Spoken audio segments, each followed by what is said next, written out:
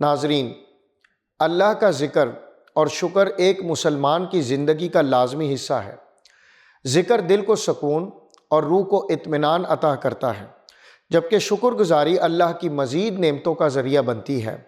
قرآن مجید میں اللہ تعالیٰ نے فرمایا، جو لوگ ایمان لائے اور جن کے دل اللہ کے ذکر سے سکون پاتے ہیں، خبردار اللہ کے ذکر ہی سے دل سکون پاتے ہیں۔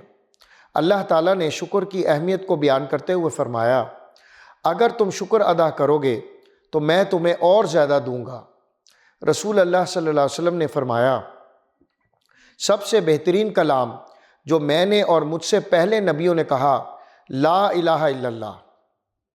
اللہ کے ذکر اور شکر کی عملی مثالیں ہمیں حضرت ایوب علیہ السلام کی زندگی سے ملتی ہیں۔ وہ سخت بیماری اور آزمائشوں کے باوجود اللہ کے ذکر میں مشغول رہے اور کسی قسم کی شکایت نہ کی۔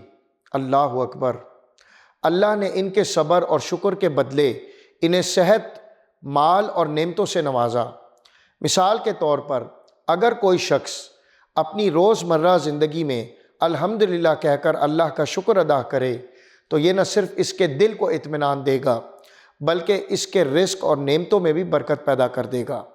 اسی طرح اگر کوئی مصیبت یا آزمائش آئے اور انسان انا للہ و انا الیہ راجعون کہہ کر اللہ کو یاد کرے تو یہ ذکر اس کے دل کو سکون عطا کرے گا اور اللہ کی مدد کا ذریعہ بنے گا۔